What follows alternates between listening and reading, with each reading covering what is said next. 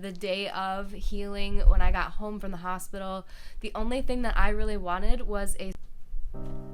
Hello, Endo Warrior Goddesses. Thank you so much for joining me for another video. I am stoked that you are all here. Welcome back to my channel. If you are new, don't forget to hit that subscribe button and join our community.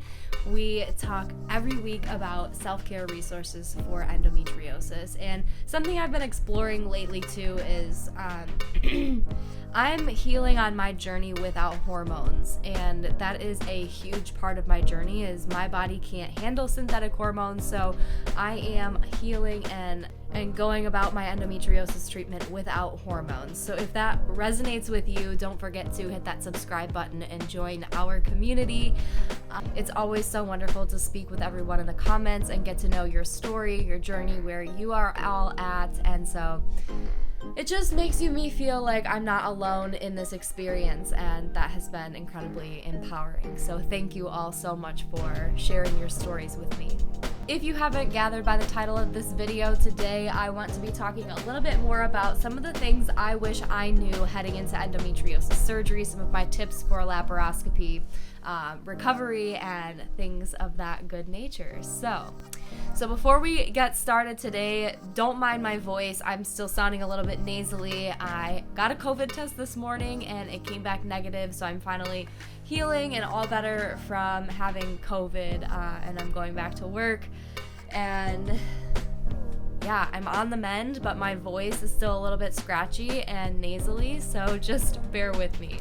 Let me know in the comments below where you are at on your endometriosis journey as far as your endometriosis surgery goes. Are you on a waiting list for surgery? Did you have the surgery done already? Are you in your healing and recovery process, or do you have a surgery coming up? Or maybe you are on your second or third endometriosis surgery. Tell me your experiences and your journey in the comments below. I love to hear them.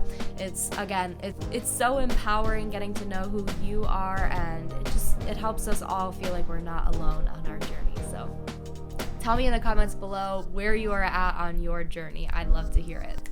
Let's get into it though. I have a few things that helped me out significantly when I was coming home from my endometriosis surgery.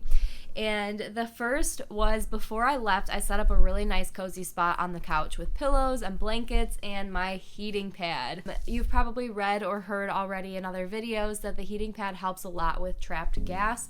I have a heating pad that is weighted. It's got like weighted beans in it. And so putting that on my shoulder really helped. The weighted heating pad was a game changer in that situation. Because you can't really do a whole lot of bending down and a lot of your movement is restricted from the surgery, I got a grabber so that I could reach for anything that I needed in the moment. It was kind of not the most helpful thing with water bottles, so maybe just find a grabber that is compatible with water bottles in that sense. The other things I got were mesh underwear. They sent me home with a pair of these, but I bought a pack of these because this was the only thing that was comfortable to wear for probably about 10 days after my surgery. I bought them in a size up, that way I could have some nice breathing room and it wasn't too tight and restricted on my incision site. The other thing you are going to want to make sure you have are a mild laxative or a stool softener and pain meds. You might get a prescription for yours. I can't have opioids, so all I took after my surgery was Advil. But make sure that you stay on a regimen with these, because if you don't, you will regret it.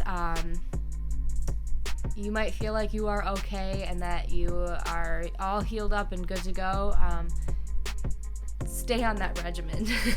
I think way too many of us have made that mistake of thinking that we're all better sooner than we have been, and we stop taking some of those certain things and experience some pain. Or I actually had a scare where I thought I popped my incisions after going to the bathroom, so make sure you stay on a stool softening regimen, please, for your health and safety and for my peace of mind.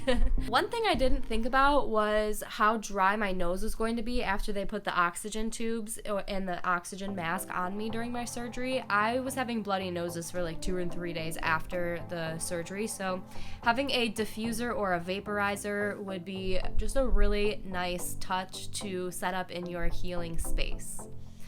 The other thing was I had my future mother-in-law make chicken noodle soup because, don't tell anyone, but her chicken noodle soup is the best soup I've ever had in my whole life. Like, I cannot say that I've even had soup at a restaurant that is better than her soup. So I had her make some chicken noodle soup, and that was really nice after surgery because the salt helped make my mouth just like salivate again. It was really dry from the oxygen, and from my throat was really scratchy from having the tubes down my throat, so having her make that chicken noodle soup was awesome. Plus, I was starving when I got home because you can't eat before your surgery, so I was good and hungry when I got to the hospital. So when I got home from the hospital, it was no different. I was ready to eat.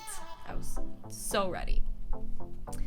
And last but not least, obviously I could go on and on and on about this list, but for the day of healing, when I got home from the hospital, the only thing that I really wanted was a Sprite from McDonald's. Like, that's my go-to.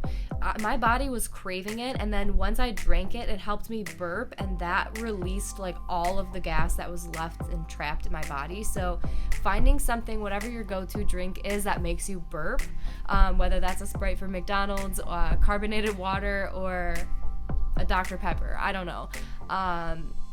Make sure you are following in line with your post-op healing instructions, but that McDonald's Sprite was the best thing that ever happened to me after surgery. So I highly recommend that. That was an 11 out of 10 for me.